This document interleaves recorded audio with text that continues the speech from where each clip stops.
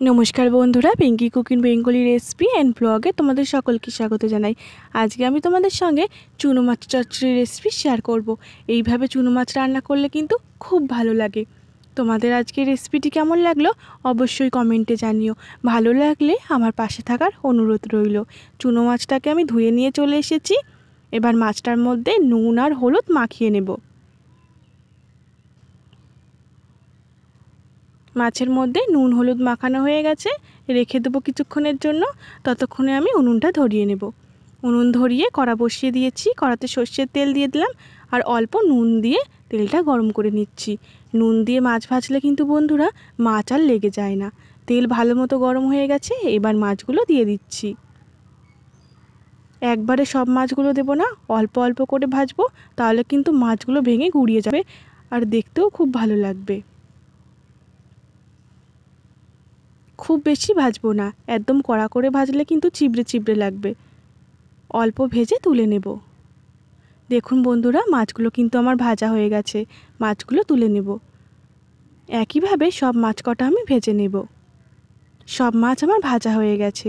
মাছ ভাজার ওই তেলের মধ্যেই সামান্য অল্প গোটা জিরে ফোড়ন দিয়ে দিলাম। ফোড়নটা দিয়ে তেলের মধ্যে নেড়ে নিয়েছি। এবার আলু দিয়ে দিচ্ছি। আলুগুলো লম্বা লম্বা করে একদম সরু সরু করে কুটে নিয়েছি। আলুগুলোকে লাল লাল করে ভেজে নেব।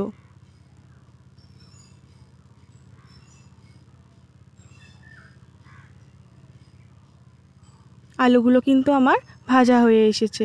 এবার এই আলুর ওপরে আমি পেঁয়াজগুলো দিয়ে দেব। একটা বড় সাইজের পেঁয়াজ আমি কুচু কুচু করে কেটে নিয়েছি। লম্বা লম্বা করে সরু করে কেটে নিয়েছি। সঙ্গে কটা কাঁচা লঙ্কাও চিড়ে দিয়ে দিলাম।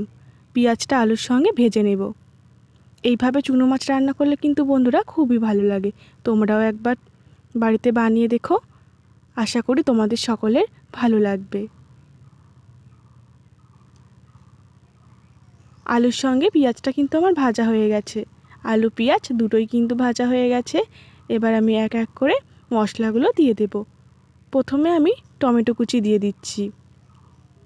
স্বাদ অনুযায়ী নুন, হলুদ গুঁড়ো, লঙ্কার গুঁড়ো। ঝালটা কিন্তু একটু বেশি করে দিতে হবে, তাহলে কিন্তু খেতে খুব ভালো লাগবে। জিরের গুঁড়ো, ধনের গুঁড়ো আর অল্প জল দিয়ে দিলাম।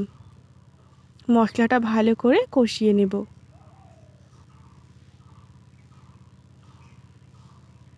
আলুর সঙ্গে মশলাটা কিন্তু ভালো মতো কষিয়ে নিয়েছি। মশলা কষানো হয়ে গেছে, এবার জল দিয়ে দেব। এটা কিন্তু চচ্চড়ি হবে, তাই কিন্তু জলটা অল্প করেই দিতে হবে। জল দিয়ে নেড়ে নিয়েছি।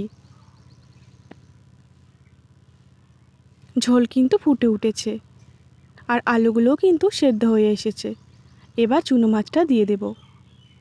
ভাজা চুনো মাছটা দিয়ে আলুর সঙ্গে ভালো করে মিশিয়ে নিচ্ছি। মিশিয়ে ফুটিয়ে নেব। দেখুন বন্ধুরা, জল মরে একদম কিন্তু শুকনো শুকনো হয়ে গেছে।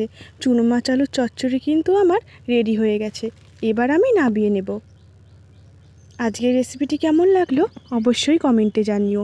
ভালো লাগলে আমার চ্যানেলটা সাবস্ক্রাইব করে আমার পাশে থাকার অনুরোধ রইল।